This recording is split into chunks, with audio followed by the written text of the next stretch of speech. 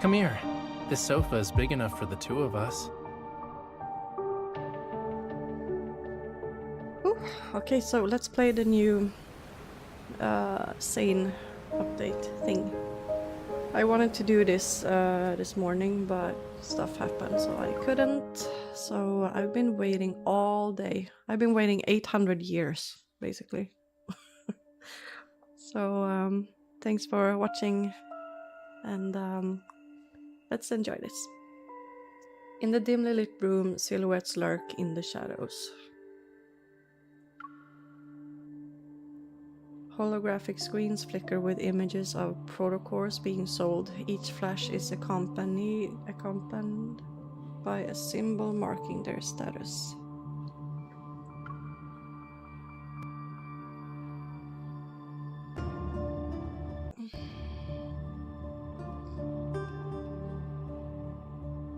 Did I spell it wrong? I'll fix it later.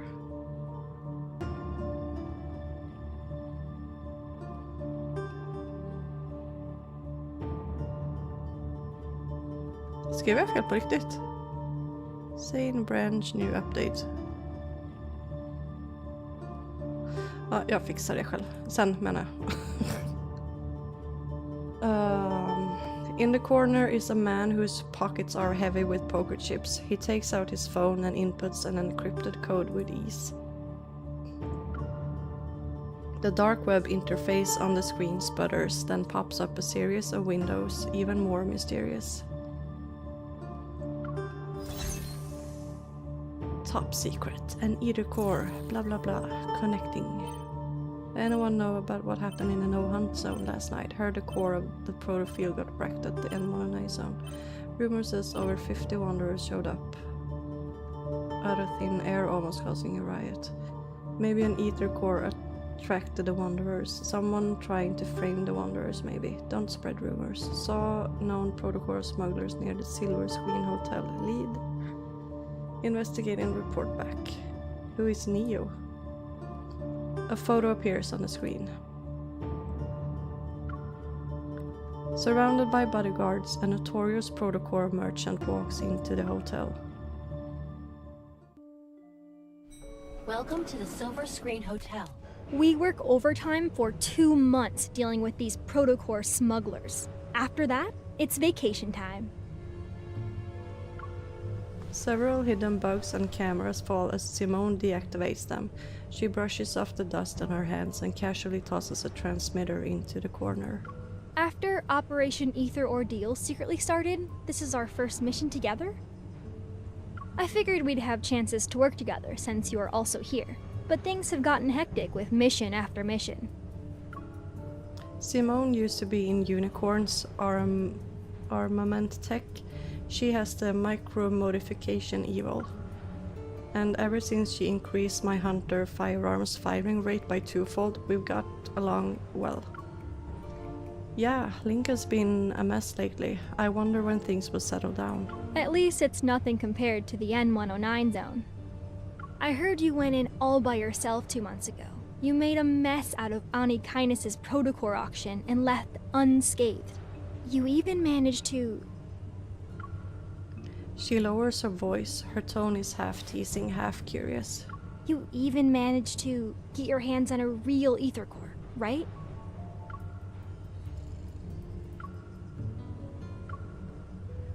The very ether core is resting inside my heart as an energy cluster.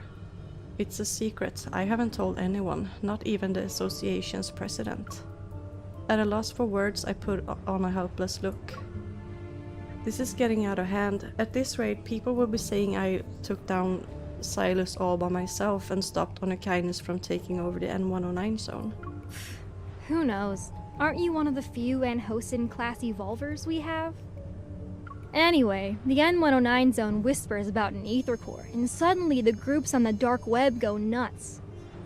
I thought the association wouldn't bat an eye, but then Captain Jenna showed up and dragged me into the special operations team. It feels like we stumbled into something big, and that rumor being passed around becomes a truth. I always believed the ether core existed. I just never thought there was more than one.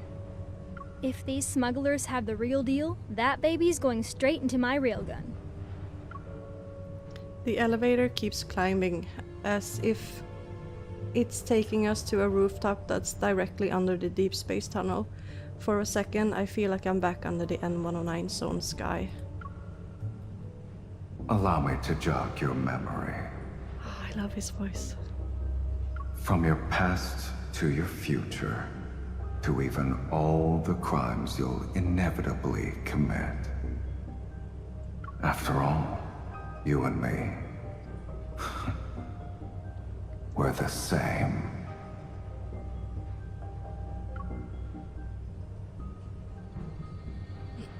My memories are too fragmented and unclear. Is it because of the ether core? My hand touches my chest, the warmth pulsating like another heartbeat. Heads up, you two. We hacked the hotel's security system. You've been whitelisted and can come and go as you please. Andrew, the captain of data analysis, and is micromanaging all intel for Operation Ether Ordeal. He's communicating via earpiece. Rendezvous in conference room 3909. It'll be showtime in 5 minutes. A holographic 3D map of the hotel flickers to life before me, modules snapping into place.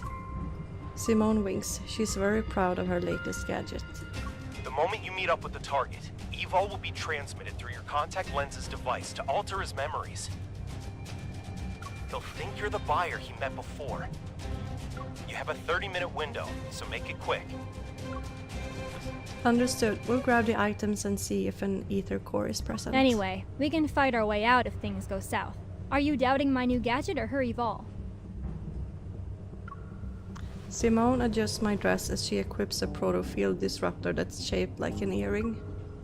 Our reflections stare back at us in the glass. Simone looks stylish in her secretary attire and I'm wearing a simple, elegant dress. I didn't think I would be an heiress again after I returned to working as a hunter. At least my time in the N109 zone taught me how to bluff.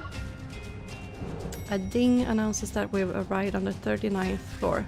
Simone and I exchange a look. Here we are. Let's do this. Dun, dun, dun, dun, dun, dun, dun, dun, dun, dun, dun, dun, dun.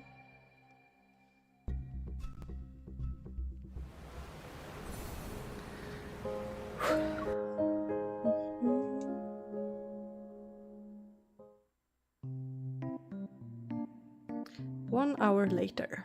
With all this fuss, I thought I'd finally see the real deal, but these were all duds.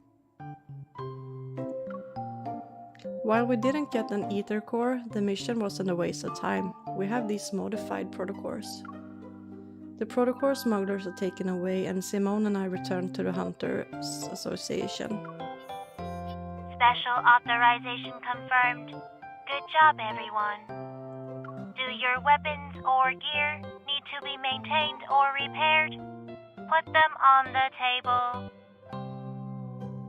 And just between you and me, Hunters Huntin' is serving a fancy meal tonight. Don't miss out.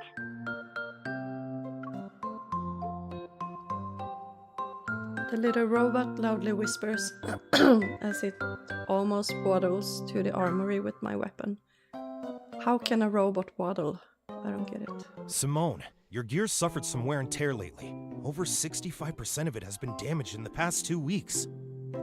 If she didn't help you control your evil, that number would have been higher. 70% at least. Andrew is glued to his multi-screen setup. The windows flicker to life like a digital butterfly swarm. Look, if building a powerful weapon turns out to be a mistake, you can punish me. Also, lead Andrew, it's been 2 months already. Are there any signs of that ether core? I can understand why the association hasn't told anyone about this. It can't be about saving face, no? Alright, check this out.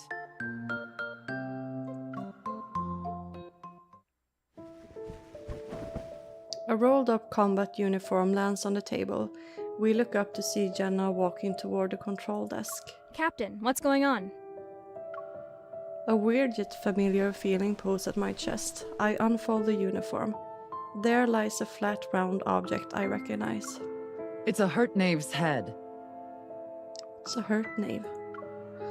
Simone wrinkles her nose in disgust. Without missing a beat, she snatches a pen from Andrew's desk and uses it to push the head away. She ignores the look on his face. How could I just leave a head? Where's the protocore?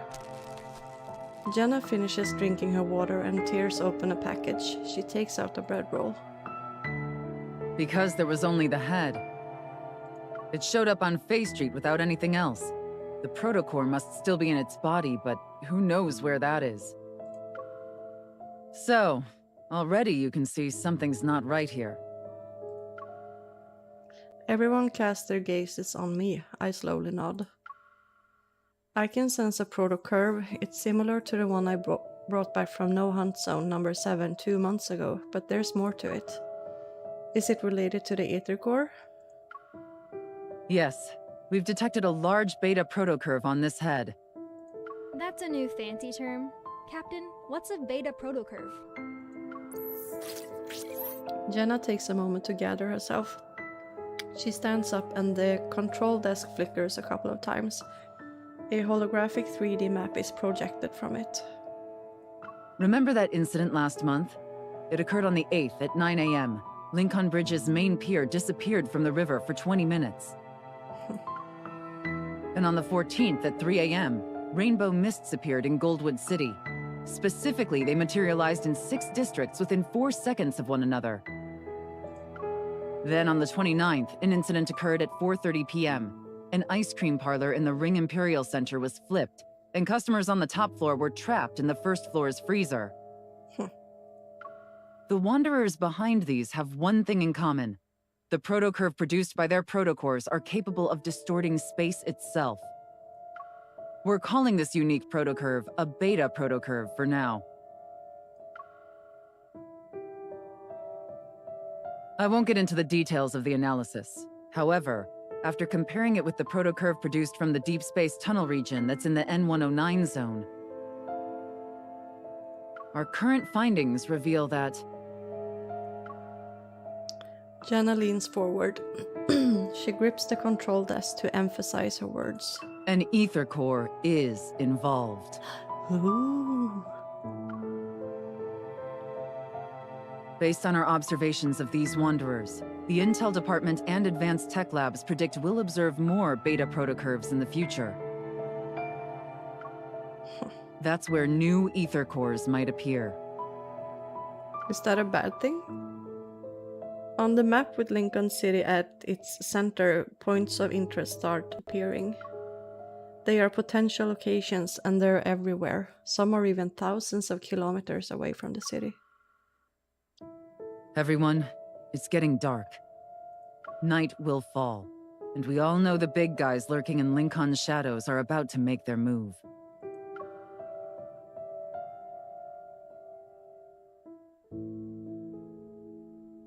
Captain Jenna revealed a lot of info today. There's another Aether Core aside from the one in my heart and the one in Silas's eye.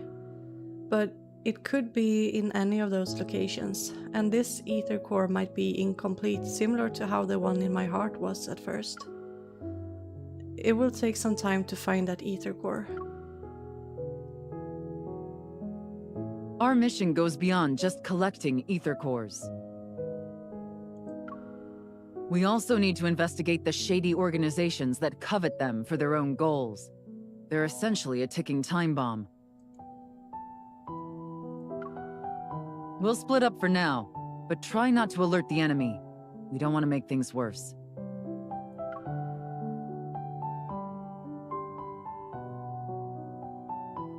Hey, I don't know what you went through in the N109 zone, but... this operation is a marathon, not a sprint. Don't be a hero every 5 seconds. Patience is key. After spitting out my toothpaste, I put down my toothbrush and stare at my reflection in the bathroom mirror. I unearthed some interesting info in the association's archives today. There are also a few loose ends from my time in the N109 zone that need to be addressed. I should first deal with what I can handle right now, so... What's she gonna do?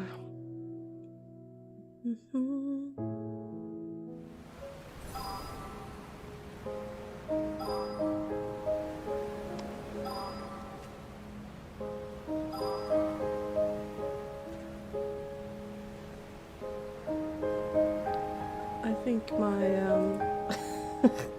crap. No. Oh no. Nej, vad händer nu?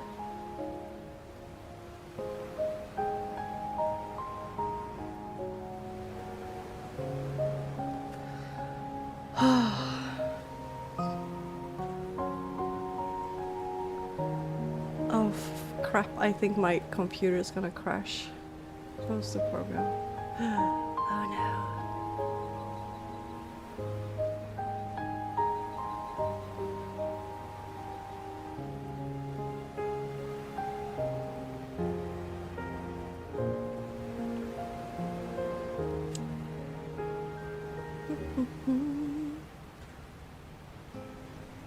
Let's see if we can get it to work again.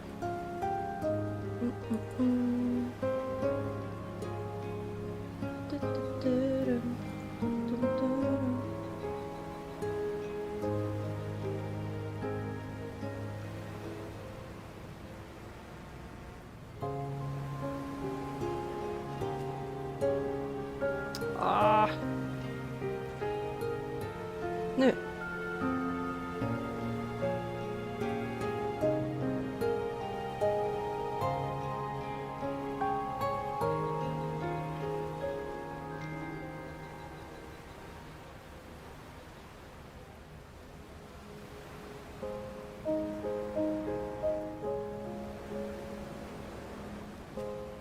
Why can't it see me move? La la la la la.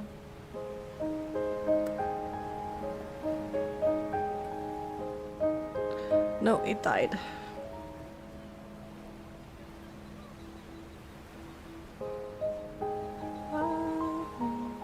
Yay, I'm back. Okay. Okay.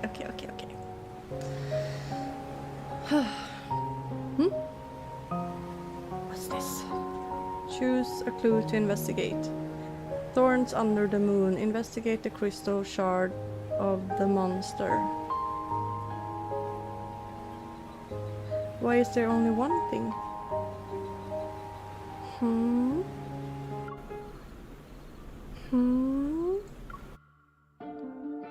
What?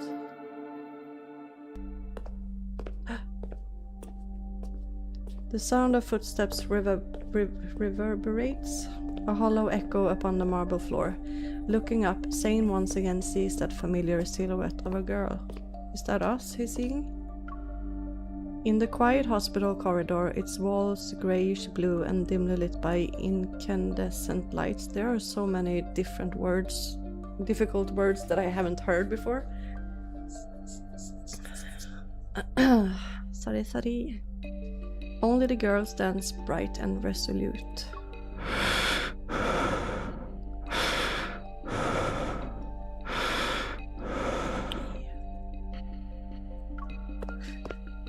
I just got goosebumps. Yearning to call out to her, yet incapable of making a sound, he has no choice but to quicken his pace. He runs after her. Yet at that moment, terrifying black crystals erupt from the surrounding walls. What? No. Stop. Without warning, the entire space distorts. Those sharp spikes hurtle toward the girl's throat. Panicking, she turns to face him. As their eyes meet, her lips quiver in despair, softly whispering broken, desperate sounds. Zayne! Whispering. Zayne! Inside Axel's rehabilitation center, Zayne suddenly opens his eyes. He's in a sleeping pod, and his unfocused gaze slowly adjusts. Did you have another nightmare? Yes. Yes. Rubbing his temples, he sits up. In his eyes is a reflection of my concerned expression. Don't worry. Lying down in a large box with eyes staring at me. If I could sleep well with that happening, then you'd actually have something to worry about. Hey, I care about you. And what else am I supposed to do? Someone hasn't gotten a good night's sleep ever since he returned from Mount Eternal. He also keeps using nightmares as an excuse. After returning from Mount Eternal 2 months ago, why is everything 2 months ago? Or 2 months have passed and 2 months, okay, whatever. After returning from Mount Eternal 2 months ago, Zayne's health hasn't been good. It's gotten to the point where he can't sleep at all. However, he doesn't talk about what happened in the Arctic. This recurring nightmare is the only thing he willingly shared with me. You still have a business trip next week, and at this rate, the doctor might end up collapsing before his patients. Even if I collapse, there will always be another doctor to take over. No matter what.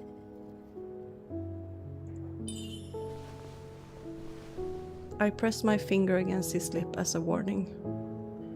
Couldn't you have pressed your lips? I mean, okay, I'm getting ahead. No matter how many doctors there are, they're for other people. My doctor is right here in front of me. All right. I'll be careful and stay alive. Oh my god, I can't hear his voice. Shh. Don't let my worries be a burden on you. I think you started having nightmares after I gave you that crystal fragment from the N109 zone. Zayne takes his coat from the coat rack beside the wall. Together we enter the corridor. They aren't connected, so don't overthink it. It's just a coincidence. I overthink everything, just so you know. Speaking of which, there's been progress with the analysis of that crystal. Is it related to Protocore syndrome? At the moment, I've developed a hypothesis based on the data. I'll share the details with you once there are conclusive results.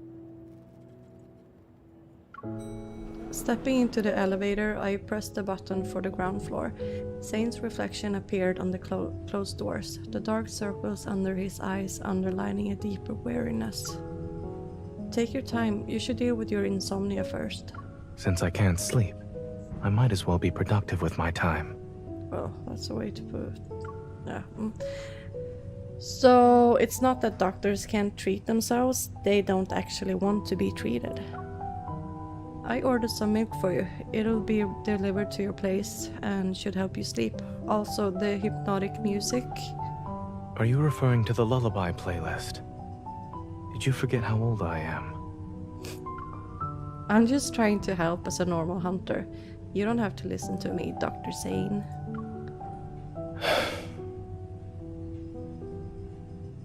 Since I am your one and only doctor, I should listen to you. Well, duh. We step out of the elevator and my watch begins to ring. Someone's calling me. I gesture for Zayne and then move to the side to answer it. Captain Jenna. Hey, are you available right now? We've detected beta protocurve activity in a certain location. Oh. After a brief explanation, Captain Jenna quickly ends the call. Why are you frowning? Did something happen? My mission got an update. I need to check in with Captain Jenna, so I might not be able to have dinner with you. Just as I'm about to sprint to the hospital's main entrance, a pair of hands land on my shoulders. Don't run just yet. I didn't have time to read it! Yo! But okay, fine. I'll drive you there. Ooh.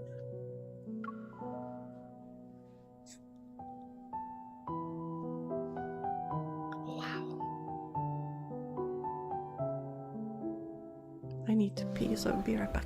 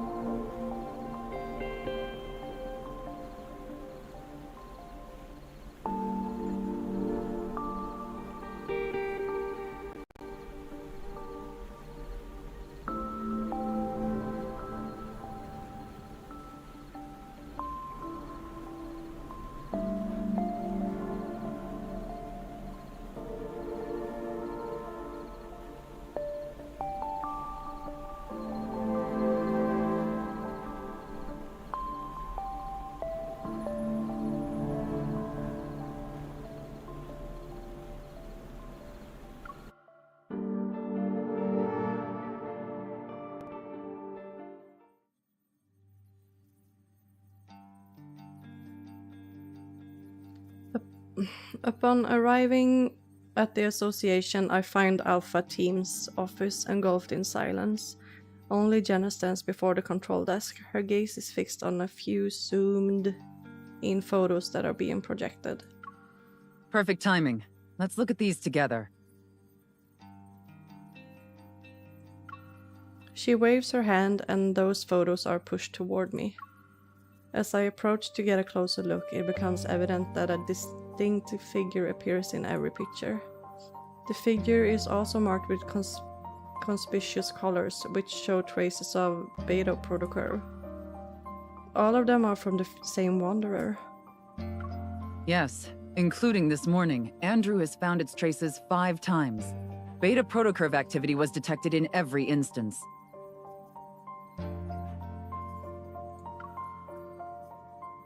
That means it's related to an ether core. It could very well be carrying one, or an ether core fragment. Another screen comes into view, showcasing an array of data and information, and positioned at the center is a blurred image of a Wanderer. This Wanderer can move by distorting space, and we haven't captured a complete image of it yet. However, the Intel department made a discovery. In areas where it did appear, many patients with protocore syndrome have fallen into a coma. Some even go into shock. My gaze then falls on the left side of the screen. The text reads, Location, Chansha City. How do you pronounce it? Chansha? I'll be heading to Chansha City next week. Chansha. There are a few patients with a severe case of protocore syndrome, Chansha. so they require Oxo Hospital's assistance for their treatment.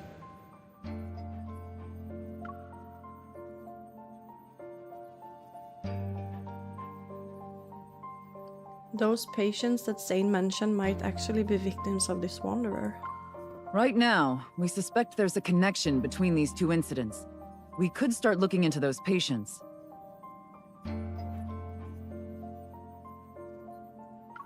And it just so happens that Oxo Hospital will send a medical team to Chansha City next week. Chansha.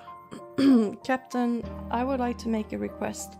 Let me join the medical team as a hunter escort to investigate the Wanderer. Your request has been approved. Our Chansha branch has also started its own operation. Your mission is to confirm whether or not there are signs of an ether core. You can contact us anytime if you need help. We'll be there to offer whatever assistance we can. Understood. I'll be careful.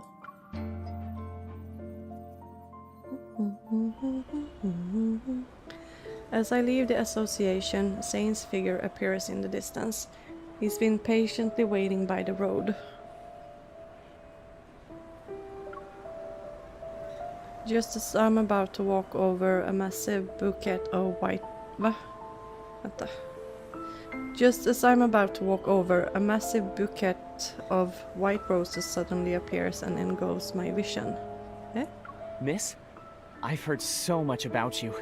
It's an honor to finally meet you in person. And you are? I'm sorry. I almost forgot that this is our first meeting.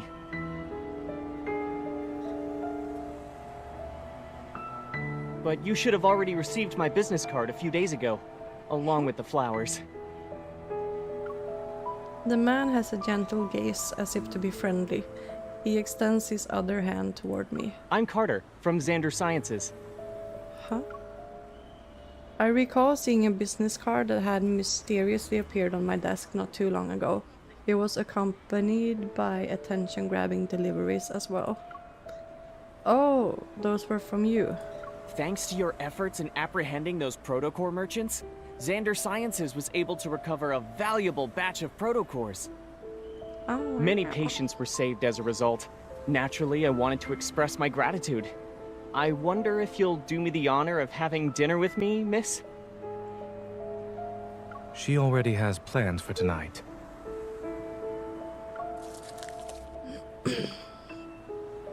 A hand pushes away the bouquet. Zayne then pulls me to his side, and he moves to stand between me and Carter. Okay. Upon seeing Zayne's face, Carter's expression noticeably darkens. What a coincidence, Zayne. It's been such a long time since we last saw each other. Why don't the three of us have dinner together? My treat. Like, why are you so weird? My gaze quickly shifts from Carter's smile to Zayne's indifferent eyes. I sort of understand what's going on. I'm sorry, Mr. Carter. The association strictly prohibits hunters from accepting dinner invitations for work purposes. Let's go. Let's go. Just as I'm about to turn around, the bouquet blocks my path again. Miss, I understand there are rules about not having dinner, but the flowers didn't do anything wrong, right? I don't want your flowers.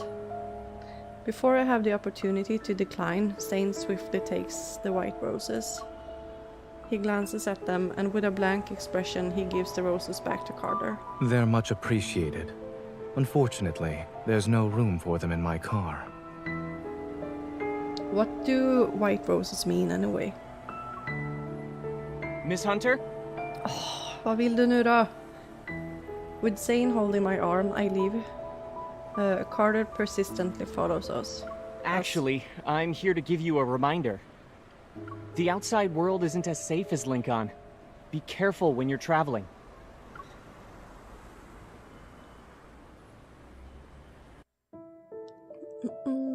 Why was he so weird? So lonely. La la la la la la la, be lonely. Seatbelt. Zayne turns the steering wheel, and the car joins the stream of flowing traffic. That guy seems to know you pretty well. Are you acquainted with him? And Xander Sciences? I feel like I've heard that name from somewhere.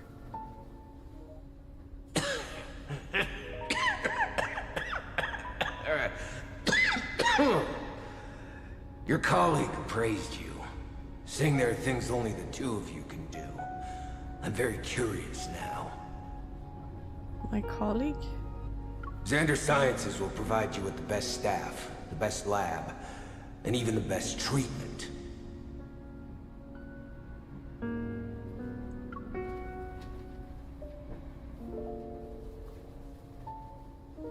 The person Raymond mentioned when we were at his place, that's Carter, right? We studied under the same professor. That's it. The paths we're walking are completely different.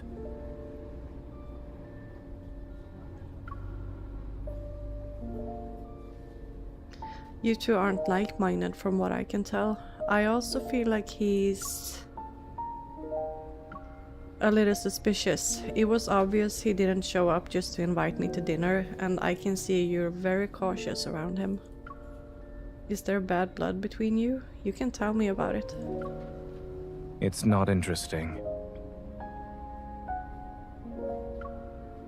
Zayne has bad blood with someone, and he's very wary of him. Isn't that interesting already?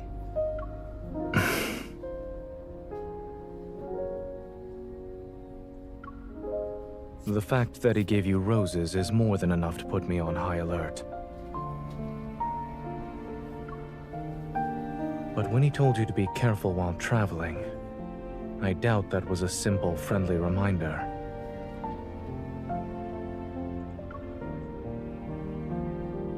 Just as I'm about to tell Zayne about my trip, I think twice. I shake my head and smile. Maybe Carter was annoyed by how we were ignoring him. That's why he tried to scare us. Zayne glances at me, a hint of amusement in his eyes. He doesn't say anything else about this topic.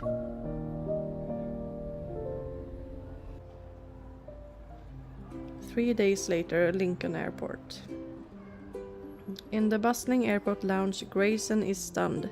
I don't get why people think he's hot, because he looks like a child with Harry Potter glasses. Like, I don't see the hotness at all, if I'm gonna be honest.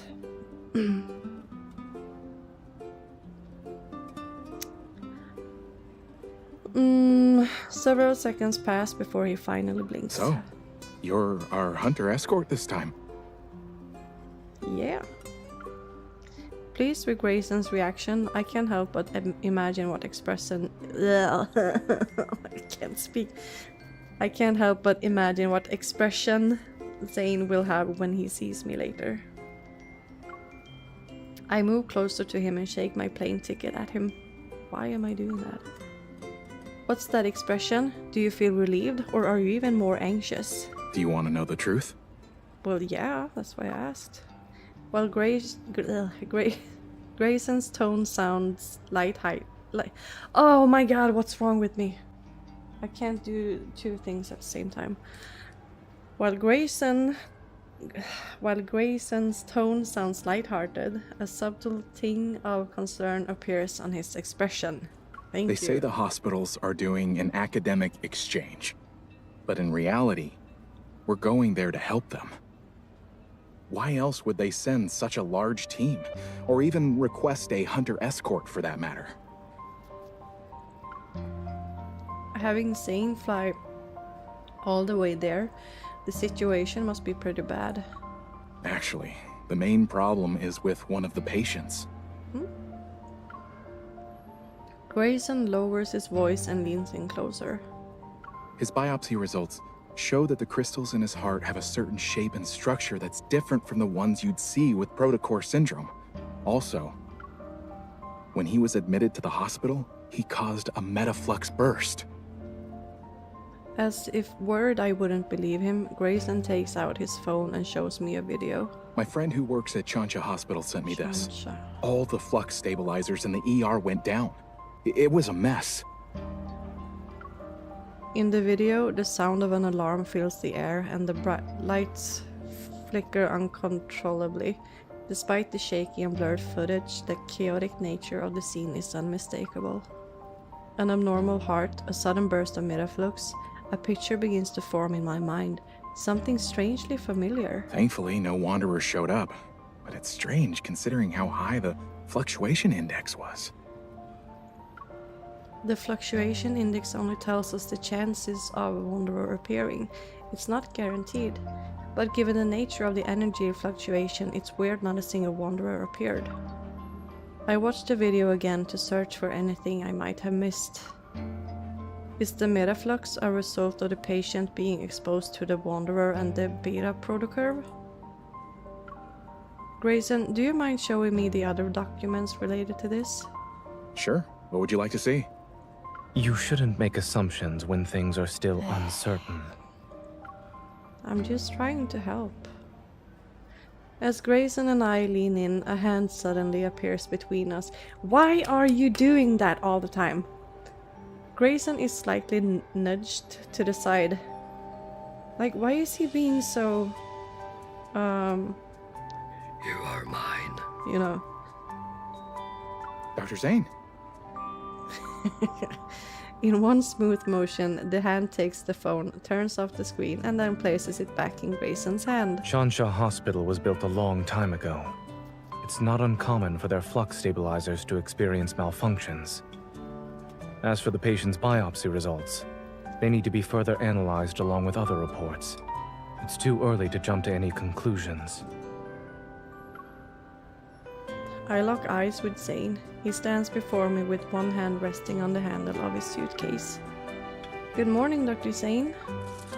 I hold up a paper bag. Do you want a black tea cake or egg sandwich? You can only choose one. I'll have the cake. Why am I not surprised? Did you arrive at the airport early to buy breakfast? When did I ever say that? I retrieve my suitcase from behind a chair and proudly presents my ID as a hunter escort to Zayne. Surprise! Mm-hmm. What's that reaction? Mm-hmm. Contrary to my expectations, I see no traces of astonishment in Zayne's expression. Instead, he calmly hands me a hot latte. Have you ever thought about who approved and signed your escort application and ID request? Eh? Oh, so okay, he already knew, of course he did.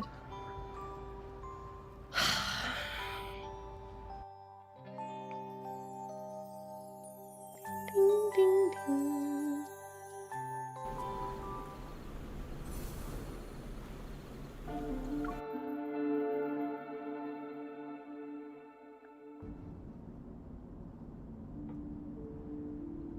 The flight takes several hours. Eventually, the plane lands at Shansha Airport. Boarding the shuttle sent by Shansha Hospital, the medical team immediately heads to their destination. The chief of surgery, his hair already starting to gray, exchanges pleasantries with Zayne before quickly delving into a discussion about the patient. They're on ECMO. After the open heart surgery, adhesions began to develop. And this morning, we saw the crystals spreading. They're very close to the lungs now. Then we'll have to perform surgery as soon as possible. Zayne quickly flips through the patient's medical record while putting marks on the paper. Crystal extraction is already a complex procedure. Those adhesions, we're worried the patient won't be in a stable condition while under anesthesia. This is our only option. We must perform the surgery. Let's reassess the patient's health and proceed once his physical condition allows it.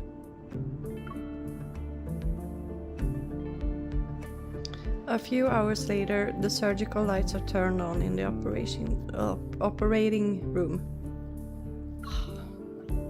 The rhythmic sounds of medical equipment reverberate. Led by Zayne, a team of medical staff focuses on the surgery at hand. The observation room is filled with people, and their gazes are fixed on a large screen. On it, a pair of hands uses a scalpel to meticulously remove tiny crystals. Clear the view. After ensuring there's no unusual activity, I make my way back to the glass. Dr. Zayne is brave for taking on such a risky case. Captain Willow. We meet again. During my previous visit to Shansha City, we worked together. After exchanging formalities, she shows me the updated data. In a matter of seconds, the record of a Wanderer's recent activities appears on my watch's built-in 3D map. managed to traverse the entire city in 5 minutes. I've never seen a Wanderer move that fast before.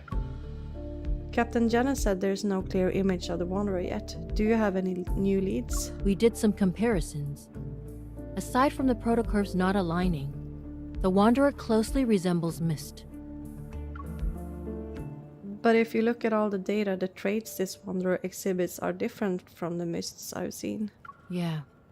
I don't know what got into it, and how it managed to hide so well.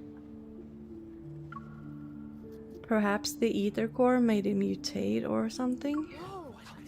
Suddenly, discussion erupts next to us. It draws my and Willow's attention to the screen.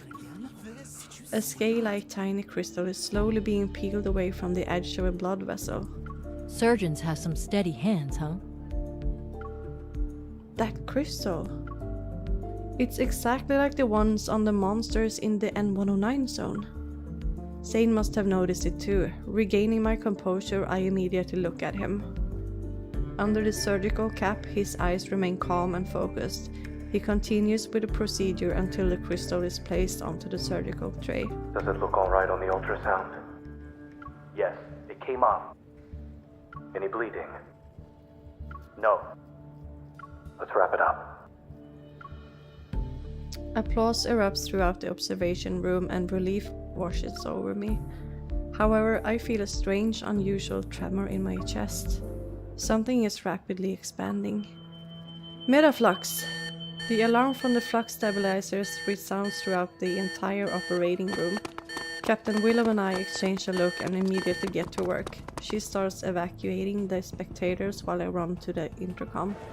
Zayne, a Wanderer is about to appear. You need to move. Dr. Zayne, the patient's blood pressure is dropping. Increase the adrenaline to 0.1 micrograms.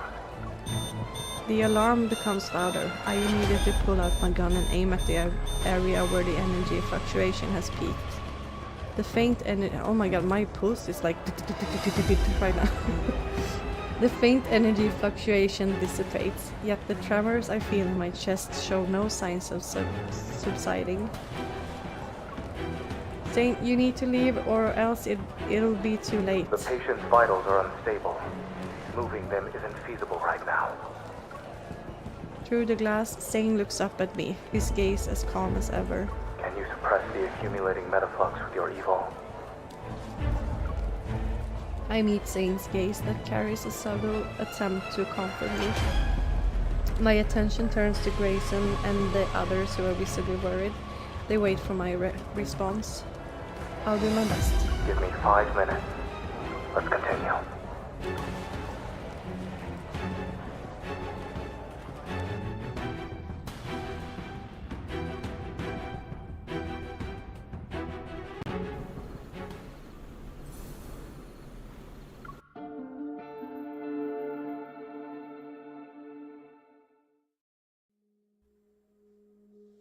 Using my evil and the flux stabilizers, I successfully buy the necessary time for Zayne to finish suturing.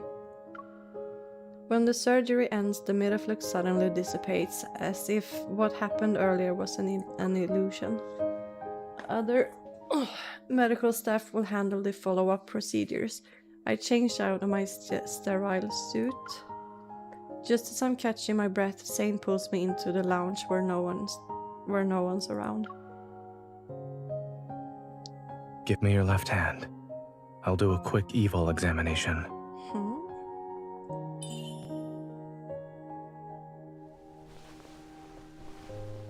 Zayne sets down a metal tray, picks up a cotton ball soaked in medicine, and begins to disinfect my hand. I'm fine. I might have overdone it, but my use of evil is better than before. While that is how you feel, I suggest waiting for the results and listening to what your primary care physician has to say. Also, a cool sensation emanates from the palm of my hand as he holds my fingers. He applies patches to each one. You should be well aware that the metaflux earlier wasn't something an ordinary wanderer could generate. You knew since the beginning. Don't tell me you actually believed I thought you were a hunter escort whose sole purpose is to protect us. Of course, you and Dr. Noah have known about the existence of ether cores for a while now. Straightening my posture, I start thinking. You noticed it during the surgery, right? That crystal was very similar to the sample I gave you. I'm almost 100% sure the wanderer that attacked this patient is related to the ether core. It's possible the ether core made those monsters in the N109 zone transform into their current state. Not necessarily. Oh? The examination machine beeps. Zayne observes the fluctuating numbers displayed on the screen as he continues to speak. The ether core shouldn't be what's causing the mutations. Your heart's integration with one is a perfect example. Given the extent of the mutation you've described, I'm more inclined to believe that. Someone attempted to be smart, but ended up failing in the process. Are you saying someone is responsible for the appearance of those monsters and this patient's condition? I'm merely speculating. Don't forget, in this world, many forces covet the ether core. You haven't met all of them yet. You're right. All is well.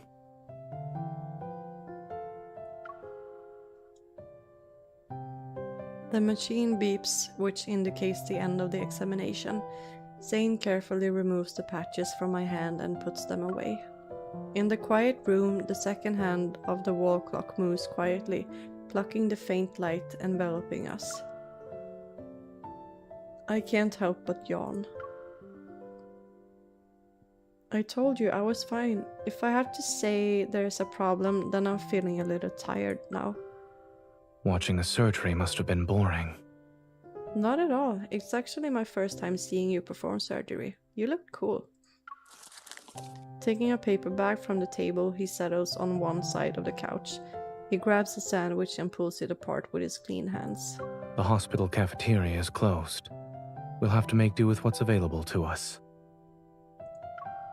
While the chaos has subsided, the persistent scent of disinfectant lingers in my nostrils. While my body is tired, my mind is still excited. I decided to direct my excess energy to the surgeon himself. Weren't you listening to me before? Someone said he learned to accept compliments from others. Why is he so I close? accept your compliment. Good for you. He's wearing a tie.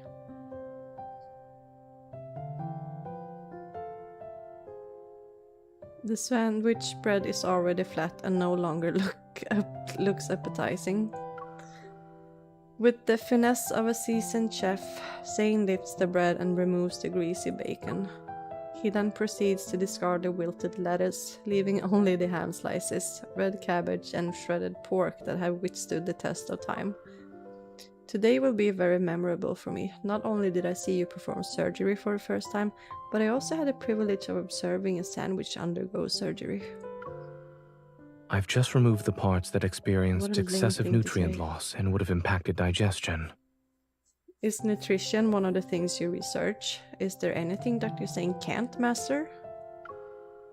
I have to admit that when it comes to accepting compliments, I'm not very good in front of you. That's true. I suppose there's a chance for you to teach me in person. Isn't that what I'm doing already? Looking at me with a meaningful expression, Zayne places the surgery-affected sandwich into my hand.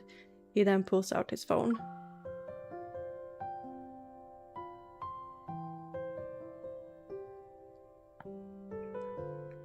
Baffled, I lean in and watch as Zayne taps on a message notification. He opens up a new medical team group chat which was created earlier today. Grayson has shared a group photo there where the medical staff, their smiles tinged with weariness, hold glass vessels that are visibly cracked. Eh? Were these cracked by the energy I couldn't contain when I lost my target? You overdid it, yes. But the medical staff said you're the most surprising hunter they've ever seen. They don't need to go that far. Embarrassed, I sheepishly laugh. I quickly shift my attention to eliminating the sandwich. Before Zayne can speak, his phone abruptly starts ringing.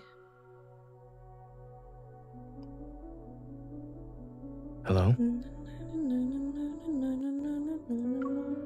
Upon hearing the voice on the other end, Zayne freezes. Surprise appears on his face. The patient woke up?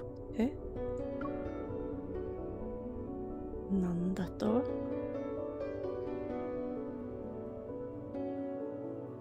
Nani?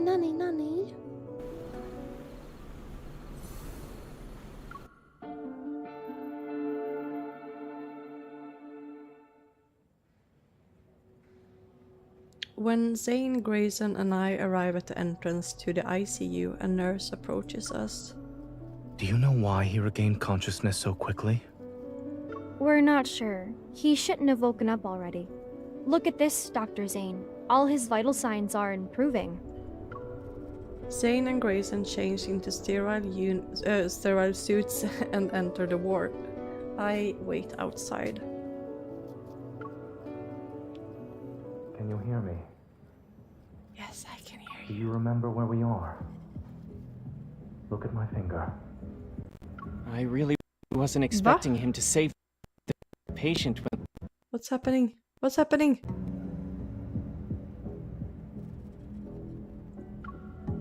Mr. Carter?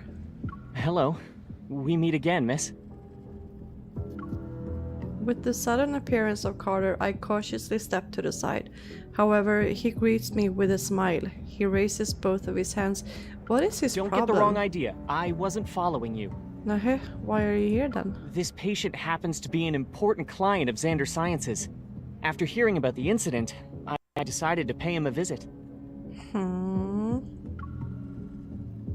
You weren't there when he was in critical condition. I don't think he's that important to you. What do you mean? I mean what I mean. I mean what I say. He leans against the wall and casually looks at the glass door. If it weren't for Xander Sciences, his fragile heart would have stopped a long time ago. What we're pursuing is far more stunning and ambitious than these petty solutions.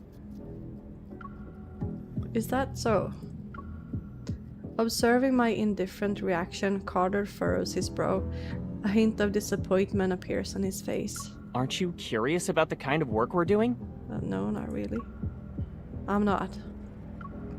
He shakes his head and his usual pretentious smile graces his face again. It's okay. You'll be interested someday. After all, only Xander Sciences can provide answers to the questions about your heart. Frowning, I suppress the urge to ask more. Wait. I thought...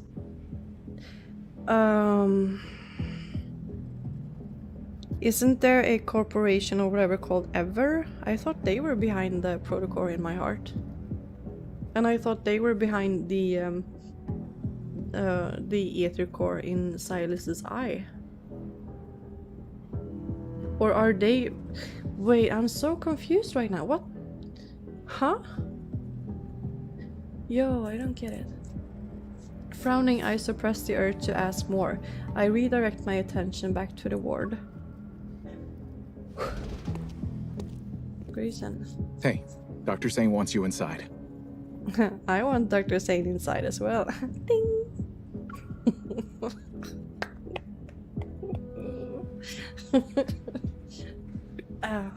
Grayson hurriedly walks out and hands me a sterile suit. Excuse me, this is the ICU. For the patient's sake, we kindly request that unrelated individuals leave. Having no intention of paying any more attention to Carter, I change into the sterile suit and enter the room.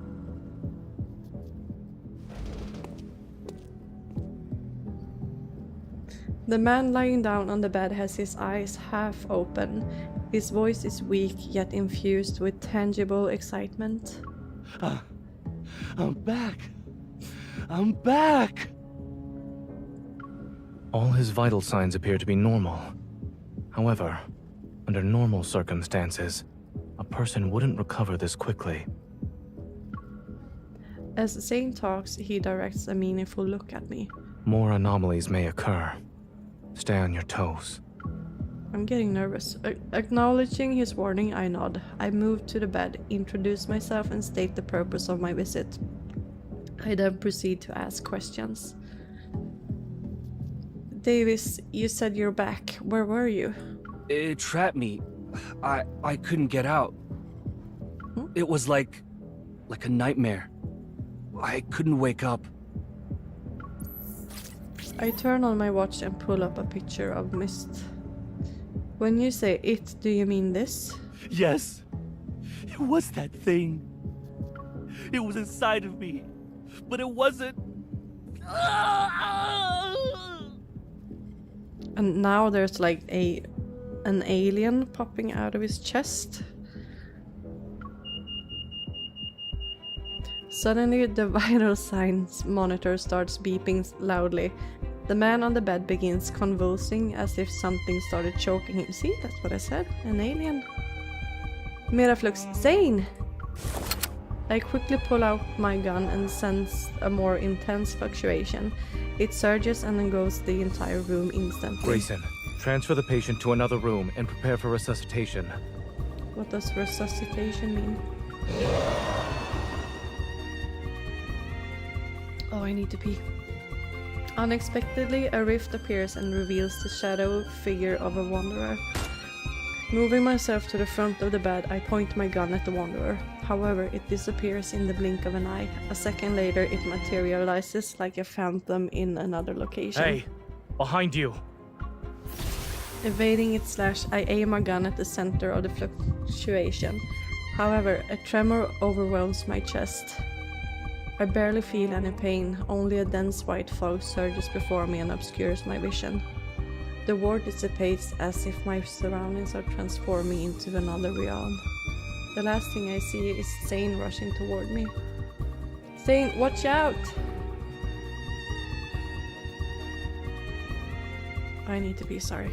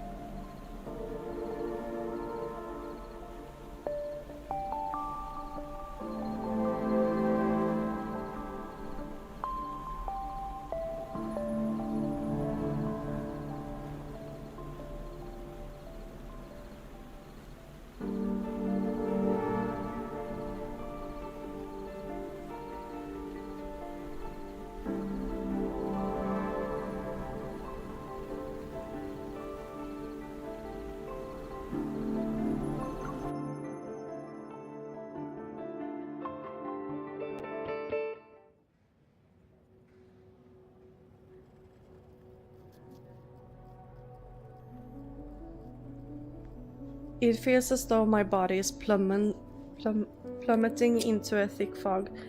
This sensation of weightlessness threatens to push my heartbeat out of my chest. Amidst the chaos, I muster all my strength to find something, anything to hold on to. And after what feels like forever, my feet touch solid ground. My surroundings become clear. Bathed in dim, feeble light, a long corridor appears before me. Its end remains hidden in the mist. Am I at the hospital? No. I feel a faint tremor in my chest, a familiar energy fluctuation surges within the mist. It drags me somewhere. This fluctuation is from an ether core. I'm probably in the Wanderer's proto-field. As I stand in the empty space, the sound of approaching footsteps reaches my ears. Turning around, I notice a dark figure. Zayne? An onslaught of sharp ice crystals materializes around me. They're ready to pierce my heart. The ground beneath me disappears, and I find myself falling into a sense of weightlessness again. As I float in this void, blurred lights and sounds rush past me like an avalanche. Oh my god, my throat's so...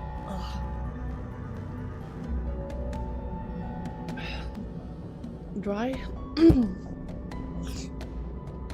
Within the boundless darkness, it's as if a pair of hands is... shouldn't it be R? Is gently lifting my tired soul. Maybe this is. I struggle to open my eyes. After feeling my steady heartbeat for several seconds, I sit up on the bed. You're awake. By the floor-to-ceiling window stands a figure wearing black clothing. He turns around. Behind him are dilapidated buildings and the sunset's tender light. What does dilapidated mean? Zayne.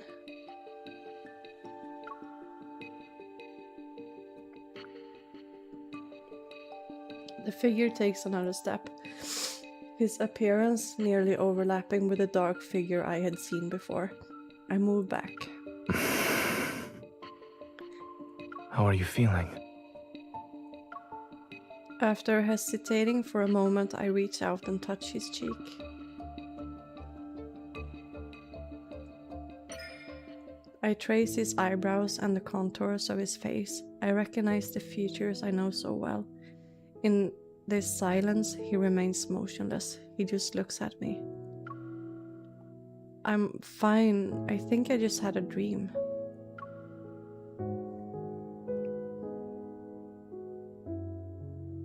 Perhaps it's the influence of the proto-field that caused me to have those strange illusions. Shaking my head to clear my thoughts, I shift my focus to the room. The cracked grayish-white walls enclose a space where a sofa, a holographic screen, refrigerator, and various functional home appliances exist in close proximity. So we're not in the hospital? It looks like the home of someone who struggles with living a normal life. Do you remember what happened in the ward? The Wanderer suddenly appeared. The tremor in my heart and Zayne running toward me. Memories gradually find their way back to my mind. Are we still in the Wanderer's proto-field? Yes. Following Zayne's gaze, I get up from the bed and join him in looking out the window. As the final remnants of twilight vanish, the city stands before us under a light blue sky. Its desolation is evident. This place is a rusted skeleton of its former self.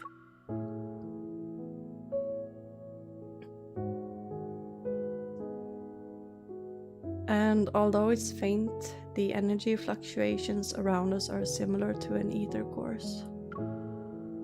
This Wanderer's protocore must possess an ether course energy. But in my dream, It's as if the chill from those ice crystals still lingers in the air. I grip my arms more tightly. You're awake now. Remember that whatever you dreamt about was only a dream. A blanket is draped over my shoulders. I reach out, but he walks away before I can touch him. Zayne opens the refrigerator, revealing a collection of peculiar bottles with mysterious liquids and a jar half filled with chocolate. After opening the jar, he offers a few pieces to me. Their packaging unexpectedly fancy.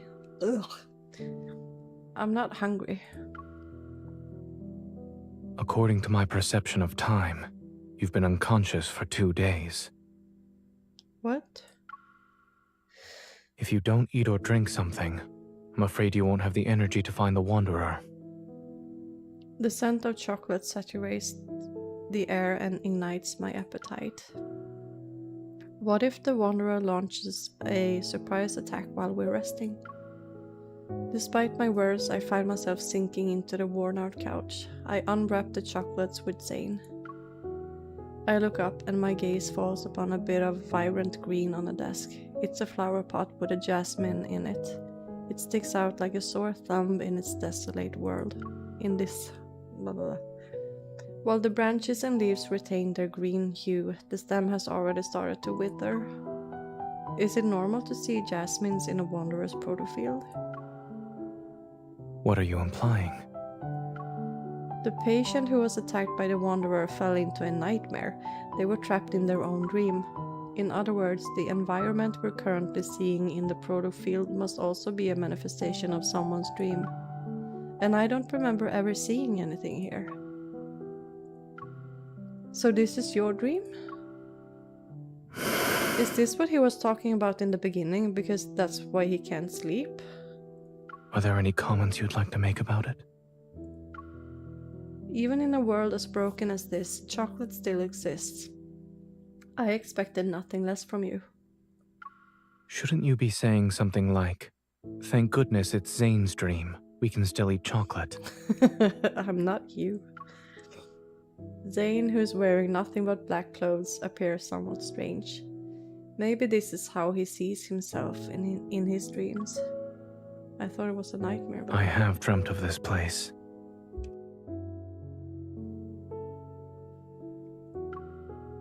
However, the jasmine hasn't wilted yet, and the world itself isn't in such a dilapidated state. Dilapidated? Is this the nightmare you've been having? See, that's what I was wondering. Zayne is quiet for a while before responding in a soft voice. Yes. Don't be scared. Dreams are the opposite of reality. I offer the unwrapped chocolate to his lips. Try it. Who knows? Maybe the chocolate in your nightmares doesn't even taste like chocolate. He lowers his head and eats the chocolate. It's carrot flavored. That's gross. Liar.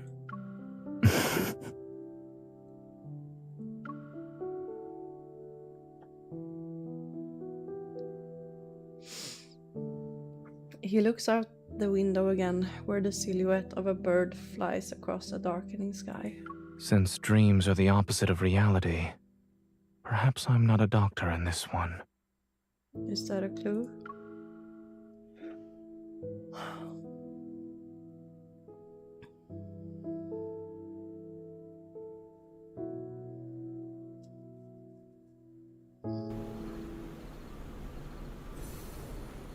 If this Zayne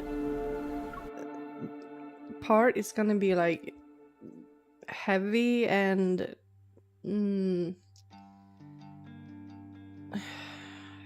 sad-ish, then I don't even know if I want to know about the other guys. Like, we already kind of know about Raphael, and I haven't paid too much attention to Xavier because I find him quite boring. He's too much of a golden retriever boy for me.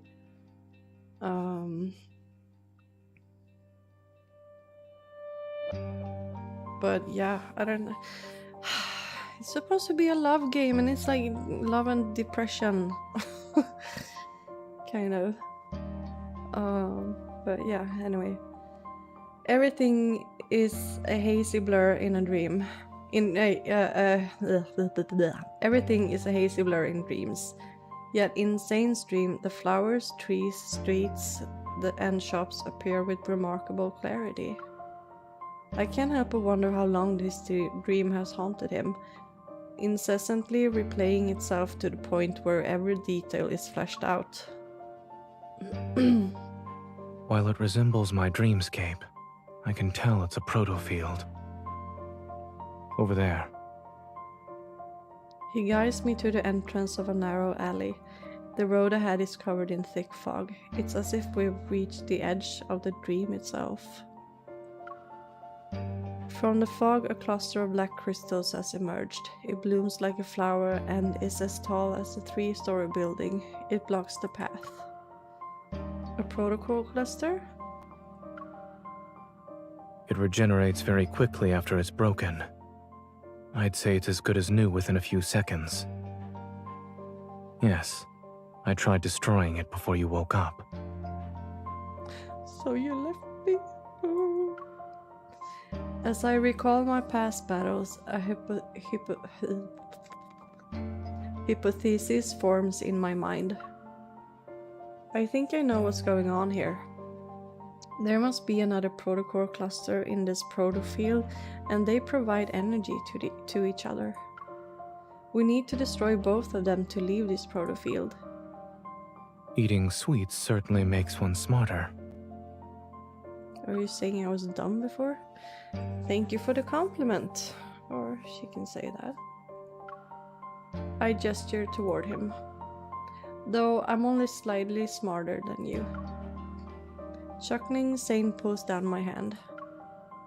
Since this is your dream, do you think you know where the other protocol cluster is? When you're in a proto-field, using evol in a scientific matter is more effective than dreaming. The protofield is particularly drenched in erratic energy fluctuations. Yet amidst the entanglement of protocurves, I detect one that stands out. Oh, I haven't slept in like 2 days and my eyes are super itchy. I open my eyes and point in a direction. From what I've sensed, the second protocore cluster should be on the other side of the protofield. Similar energy fluctuations appear from another direction. I look at Zayne. Which one would you like to pick?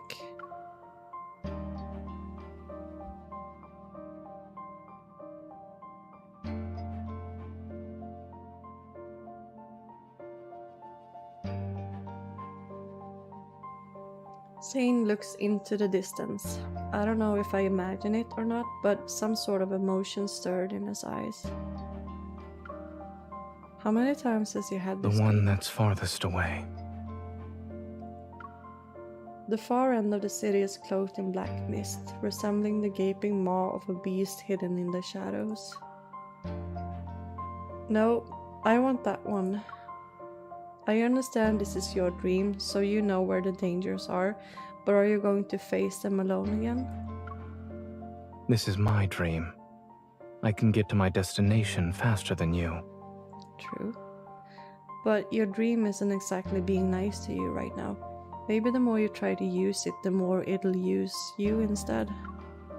Let me go instead. You. Don't push yourself when you're in trouble. I got your back. That's a tip from your hunter escort. Smiling, I take a step and pat his back. Without waiting for Zayne to respond, I wave and start walking. Don't push yourself. That's a tip from your primary care physician. Yeah. Behind me, I hear a soft sigh followed by Zayne's words that are tinged with worry. Turning around, I catch a glimpse of him standing in the shadows.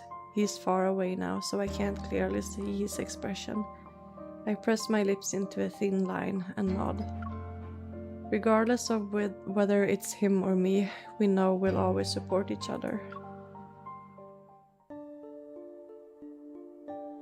As the girl walks away, her figure disappearing from the fork in the road, Zayne turns his gaze toward the alley's depths.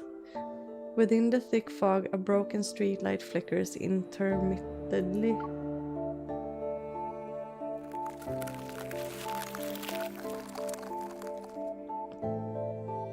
He raises his hand. Parts of the mist detach themselves from the air, spiraling and condensing. They coalesce into icicles above his palm.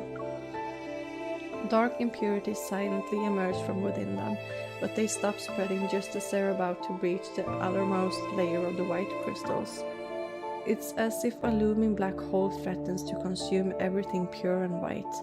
Yet, a thin, unwavering layer of pristine ice remains resolute in being the last line of defense.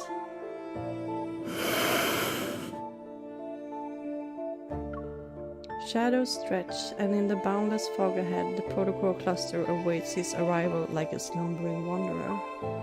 Within the mist, a cold wind materializes as aggressive figures sluggishly stir.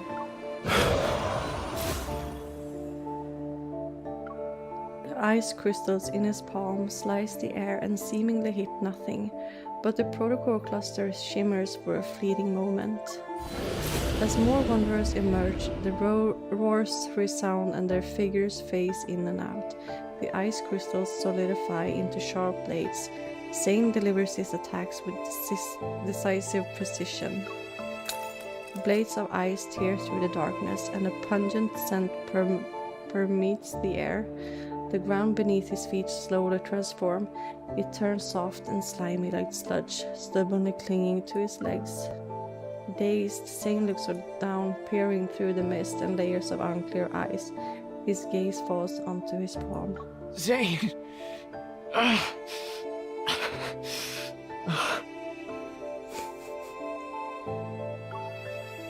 A bloody hue taints his hand, and an eerie shadow is cast over his senses.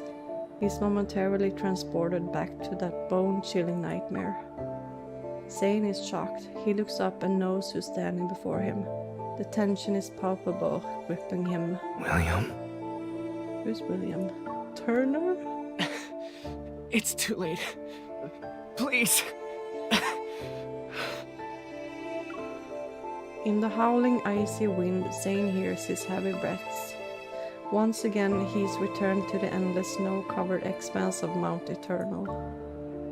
Bloody tears stream down from William's empty eye sockets.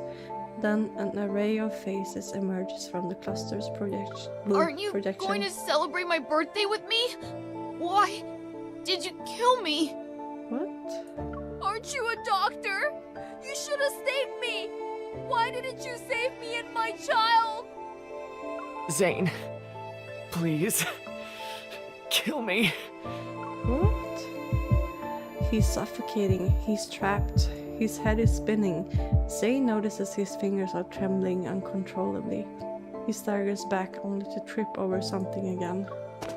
It's just an illusion. It's not real. It's not. More and more hands stretch out toward him. They're frozen. The space around him shatters and distorts into mirrors.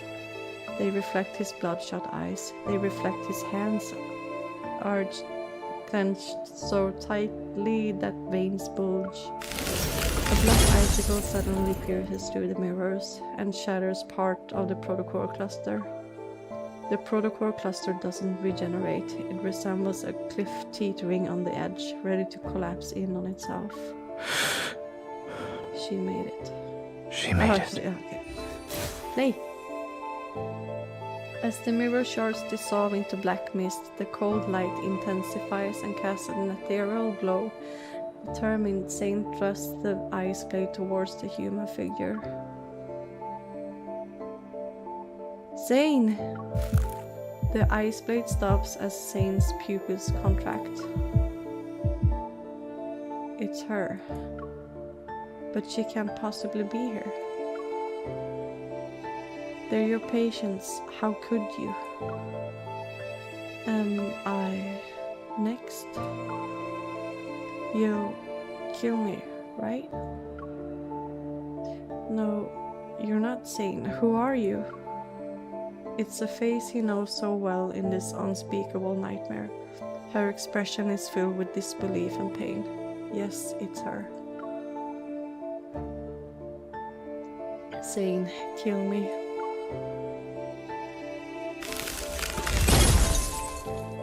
Black ice flowers bloom from her chest, their petals unfurling.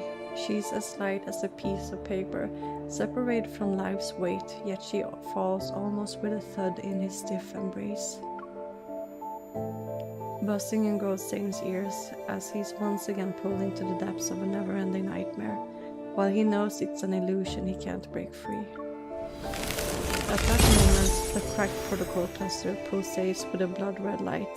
The air trembles around it.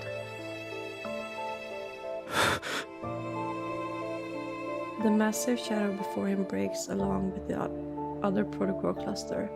The illusion in his arms changes again, but he doesn't look up. He only clenches his fist. It's time to end this. Wheel flickers and pure black ice crystals surge beneath him. They freeze every figure that lurks within the shadows. The darkness is suppressed and his surroundings change. It's foggy. A blurry figure gradually emerges from the cracks in his space. Zayne conjures black eyes and takes aim. However, his body becomes immobile as he's frozen in place. You shouldn't throw yourself into danger just for her. Who? His entire body becomes encased in ice. Black crystals pierce his chest and spread to his fingers. The intense pain leaves Zayne's back drenched in sweat. He's unable to control his body as he collapses. His heart races in fear as he hears that cold voice. Seek your destiny. Only then can you be redeemed.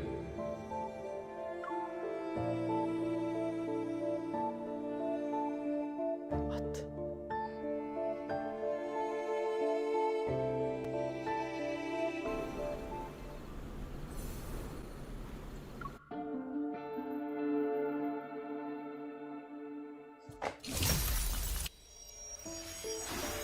As the protocol cluster shatters, a distant tremor ripples through the air. The space around me transforms into mist and moonlight shines down. Then the fog dissipates. I can feel the ground beneath my feet. I cautiously assess my surroundings and see I'm in a garden at the back of the hospital. Something's not right. This is Lincoln's Axo Hospital, but we should be in Chansha. My heartbeat quickens and a sense of foreboding washes over me. Holding my gun, I push open the door that leads to the hospital. Behind the door, a white mist emerges. Wait. Were they sent to 2 different nightmares then? When it's cleared, I notice I was back at Zayne's place. By the couch, someone was lying on the floor with their back to me. Zayne! Be careful. We haven't escaped this dream. There are 2 layers, and the Wanderer is still here. I rush over to Zayne and help him up. He weakly presses his hand against his left shoulder. His expression alone shows how much he is in pain. The ice! Zayne clenches his left hand and moves away from my hand. The ice. It's dangerous. Don't touch.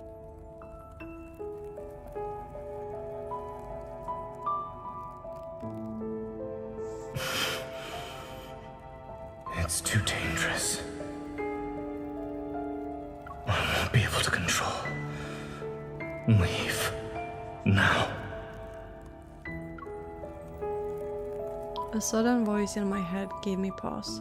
Despite the warning, I lean in to inspect Zayne's injury, feeling my heart sink with each passing moment.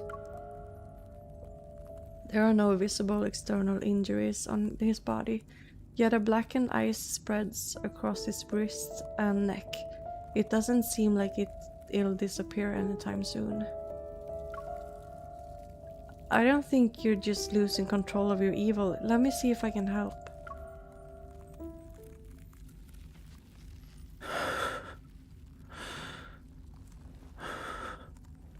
Don't worry. I'm fine. It was just...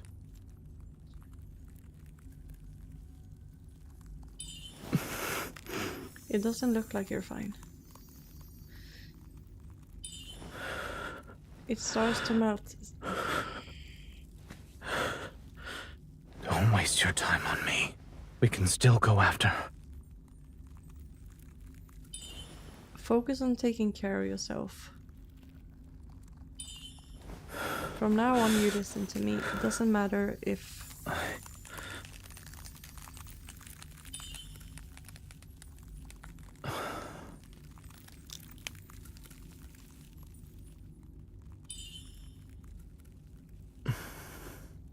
My left shoulder. A little lower.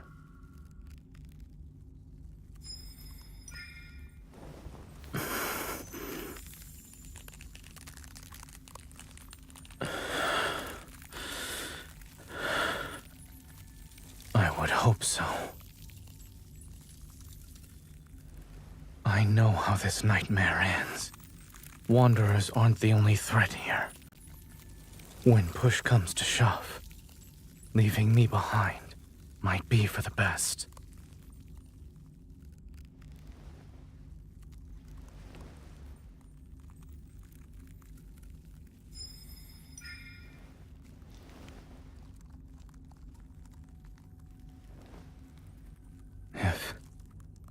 If I do something that ends up hurting you, don't go easy on me.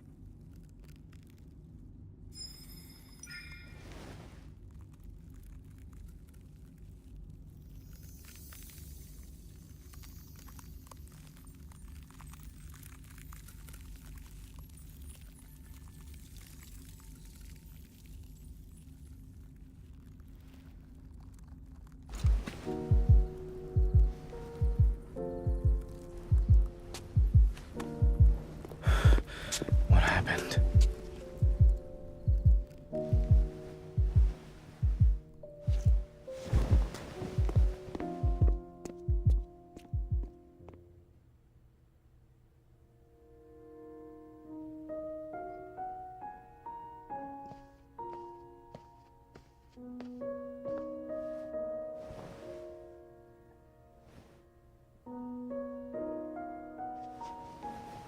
Letting you step into this nightmare perhaps was another mistake. Am I dying again?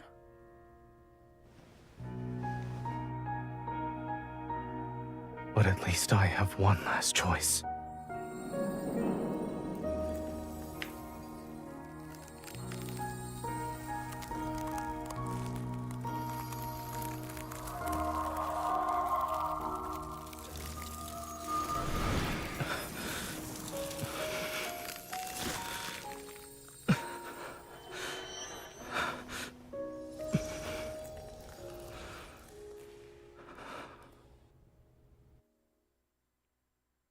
Did he take my pain away? As I gather my thoughts, the weary face before me momentarily merges with a blurry image of Zayne in my fragmented memories, but they immediately separate. Wait, when I was pulled into the proto field, I was attacked by that wanderer and lost consciousness. The wound should be on my body, but it's gone. I give Zayne an inquisitive look. I want an answer, but he averts his gaze instead. Zayne, what did you do while I was unconscious?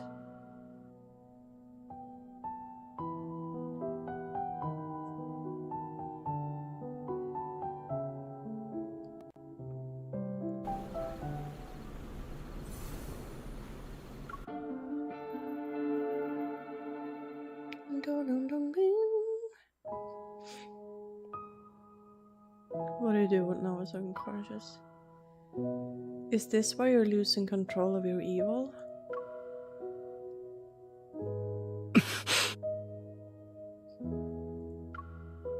His silence confirms my suspicions. I lower my head and my hands that rest on his tighten. Before the worry and guilt in my heart coalesce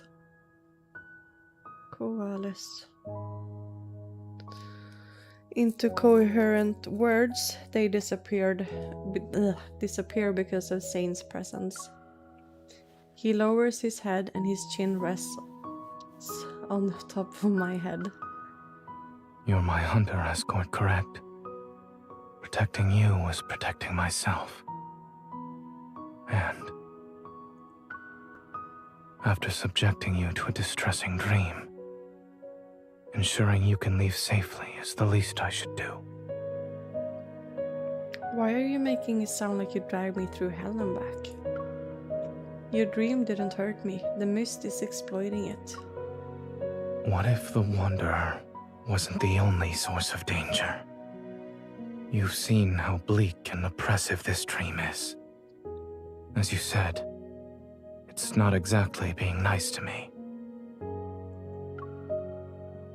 Perhaps the dream itself is the real threat here. Zayne talks slower, enunciating every word with a gentle tone.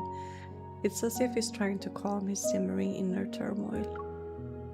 I realize something. After we enter the proto-field that's based on Zayne's dream, he's been acting more hesitant? Could it be... Zayne, this nightmare is more than just a dream to you, right? I sense his hand subtly move, testament to his... I sense his hand subtly move, a testament to its master's emotions that are always restrained. A dream remains a dream so long as you wake up from it. But when that day comes, when I can't wake up... Are you worried you'll be trapped in your dreams, or that your dreams will encroach on reality? If that day ever comes, even if the world falls into chaos and everything turns upside down, I'll never forget who I am, and I won't forget who you are. By then, I'll find you in your dreams, the real you. The resonance light quietly flows from my fingers as I make a not-so-solemn promise in a calm voice. Zayne's breath hitches as if it's suspended in the air for a while. Then he exhales, his breath carrying the weight of unspoken sentiments. If all else fails, I'll bury you in the body of a snowman. You'll be a super big snowman. What? I close my eyes and banish the myriad of questions and worries from my mind. If you can't deal with it by yourself, then we'll face it together. I'm the best there is, so I'm sure I can lend a hand. I see your problem-solving skills are more on the straightforward, brutal side. Should we consider this a side effect of you becoming stronger? I think so, yes. It's called having the freedom that comes with power.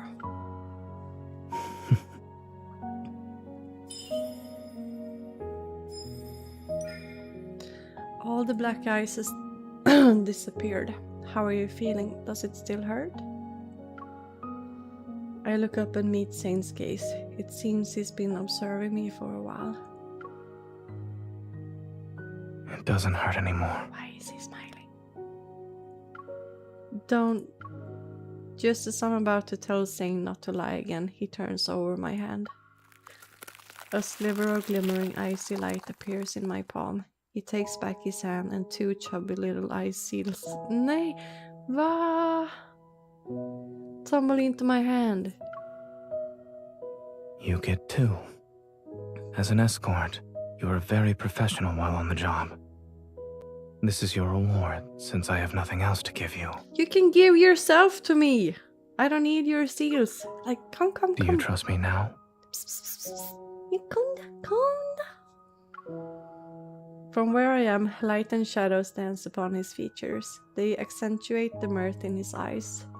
You keep telling me not to push myself, but you also need to stop disregarding your safety. He nods. I clench my hand and reach out to him. I help him stand on his feet as I get up. You said this stream has 2 layers. Are we in the outer one because we broke the inner layer? Zayne doesn't refute my statement. He turns around and walks ahead to open the door. We step out to be greeted by the night breeze. We retrace our steps through the corridor and return to the hospital garden, which feels familiar yet strange.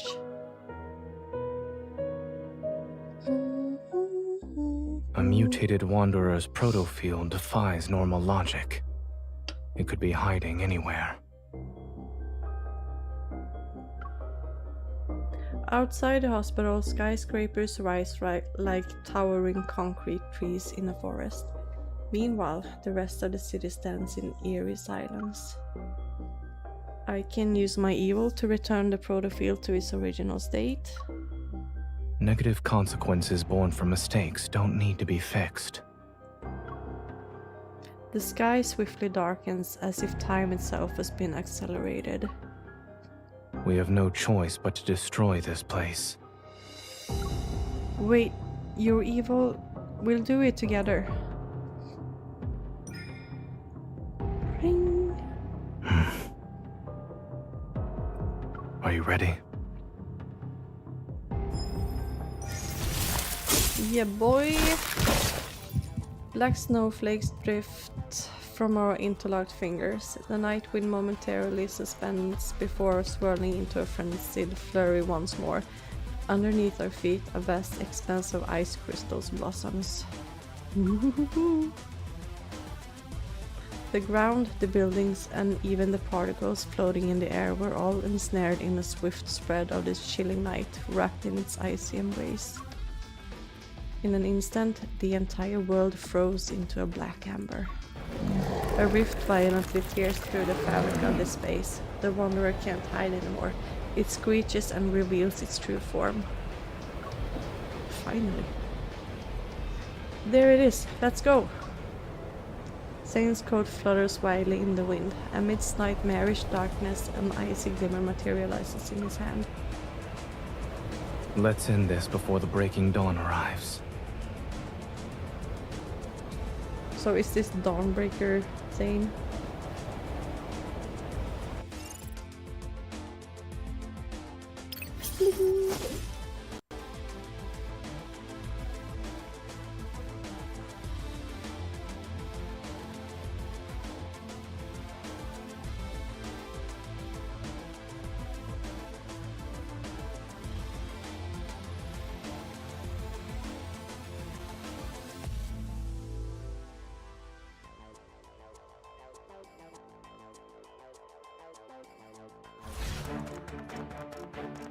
Traverse the darkness with me. Here it comes. Watch out. Here it comes. Watch out! With our combined strength. Here I go. Don't rush. Let's see what it's up to. It is falling apart. Well done. Victory is within reach.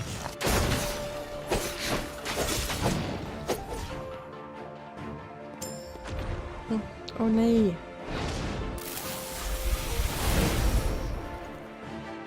Struggling is futile. It's your turn. No problem. I'll show you. Zayne. Here it comes. Leave it to me. Is this what you wanted? Perfect. Keep your distance, or else you'll get safety first. Make sure to dodge the attacks. With our combined strength, it is weak. Now's our chance. Bring it on.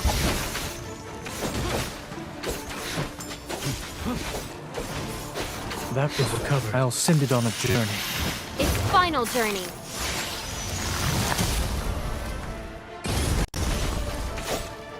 Be ready for its next move. I was just careless.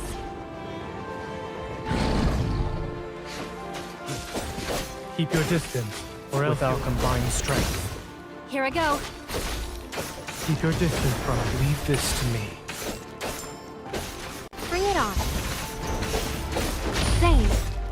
Stay safe. Don't get distracted. Eat this! Struggling is futile. Nice teamwork. Perfect.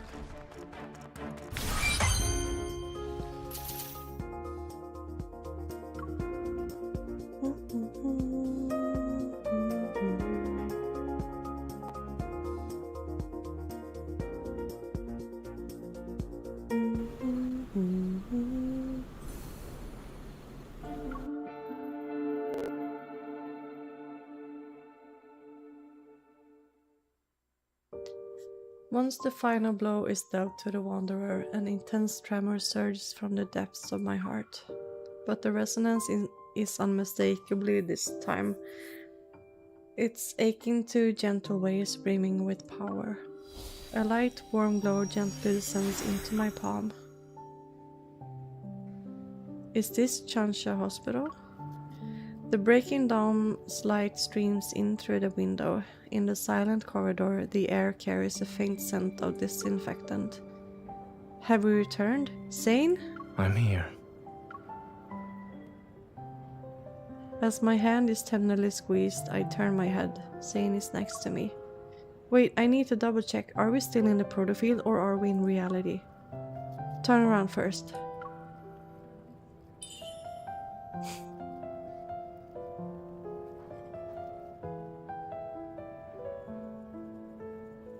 She's only saying that because she wants to squeeze his butt. And turn back now.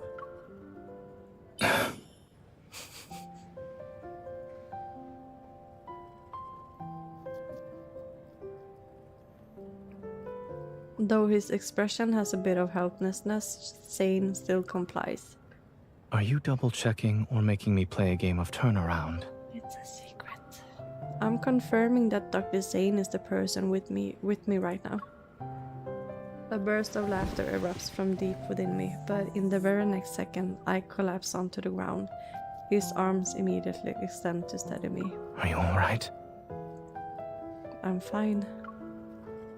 I reach out but stop once I realize I'm holding something. I open my hand and see a protocore fragment. It emits a faint green glow. A fragment of the ether core. At least our effort wasn't for nothing. You're back. Dr. Zayne.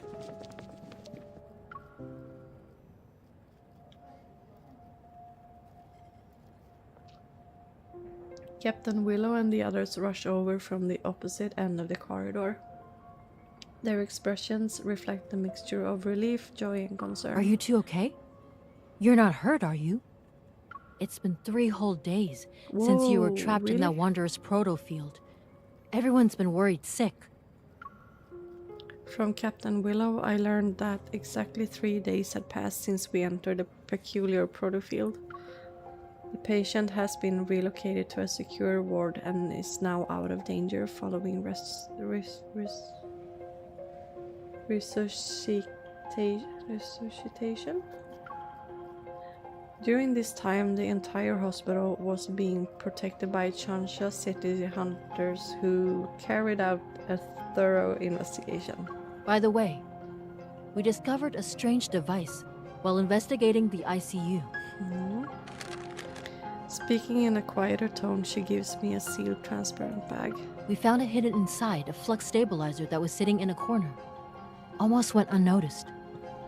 Ever since that incident happened in the ER, the hospital's flux stabilizers have been examined or replaced. So only recently did someone tamper with one of them? I take the sealed bag and show a grateful smile. I'll ask the association to conduct an investigation. Lincoln City, 3 days after. I open the door to Zayne's home. It's quiet. Where is the rocking chair? Because I think we should have another go at it. Zayne? I tiptoe into the living room. Zayne is peacefully sleeping on the couch. Okay, that's good. The curtains gently flutter in the warm breeze. Light and shadows glide from his nose to his chin. Is he sleeping or... I move closer and place my hand over his chest. Phew, he's just sleeping. He must be exhausted.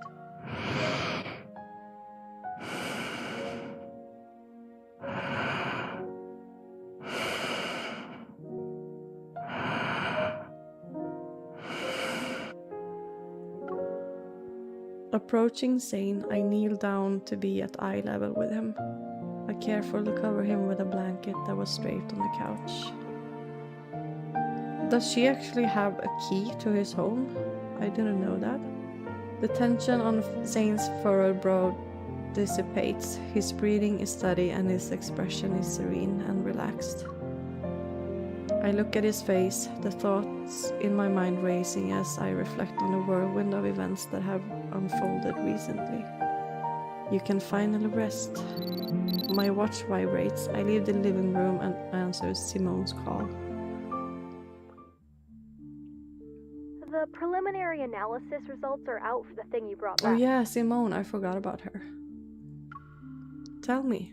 It has an intricate tell me. structure. Took me a while to disassemble it. No. I found a radio frequency chip that resonates with metaflux fluctuations. Basically, it's an energy transmitter. It can locate protocores and even attract wanderers via fluctuations. A wanderer attracting transmitter. As I recall what happened, one figure stands out as the most suspicious. Carter. He just showed up before and after the patient displayed abnormalities. I share my suspicions with Simone. She then poses her own questions. The complexity of this small device is far beyond his understanding, and even Xander's sciences. It exhibits highly advanced protocore technology. Xander Sciences is a medical institution. There's no way they could possess protocore tech that rivals the association, right? So what are you thinking? After the founder of Xander Sciences, Raymond, passed away, the company's future was uncertain. Only recently was it acquired by a well-known group. Its biggest shareholder right now should be... Ever. That's what I said! It's at that moment the fragmented pieces of information in my mind gradually lock into place and form a cohesive image. Carden mentioned the patient at Shansha Hospital had been undergoing long-term treatment at Xander Sciences. Raymond, the founder of Xander Sciences, was in a similar situation. If the peculiar crystals in the operation room and the monsters in the N109 zone come from the same source, that means Ever is creating monsters.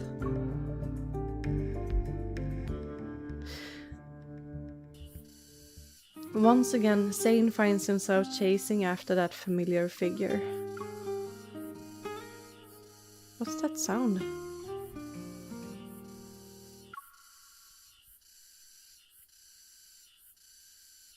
What's that sound? The fuck? Under radiant sunlight, cicadas chirp in the background while the pristine azure sky stretches as far as the eye can see. The sun sits on the edge of the city's high-rise buildings. The girl turns to him. She smiles. At least he caught up to her. Finally. He holds out his hand to the girl and she firmly grasps it. Wait. Yet the two find themselves tumbling back into the seemingly endless empty corridor. Black crystals emerge from his palm. They encroach on the girl's forearm. Sunlight is engulfed by darkness once more. Va? Va?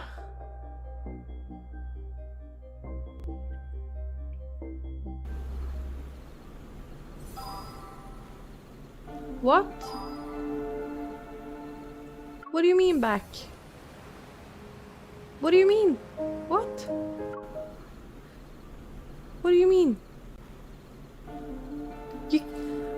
Why are they ending it there? You can't end it there. You can't just like, woo, everything is chill and nice and yeah, woo. And then you throw like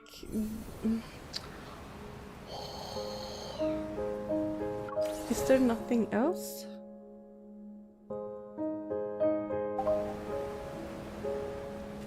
Wait, what? Locked. Why is it locked?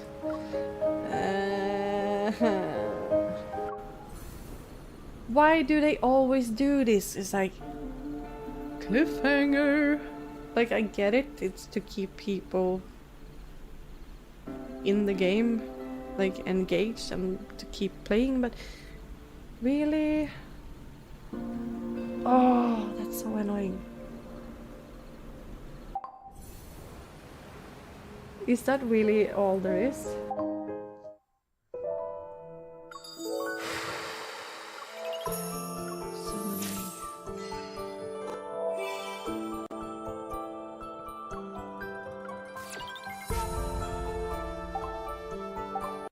Oh.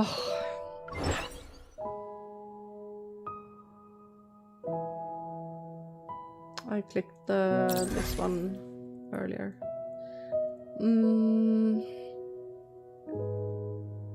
So oh, maybe what if we unlock part 2 when we get this one? Or maybe not. Oh, this is so annoying. 1, 2, 3, 4, 5, 6.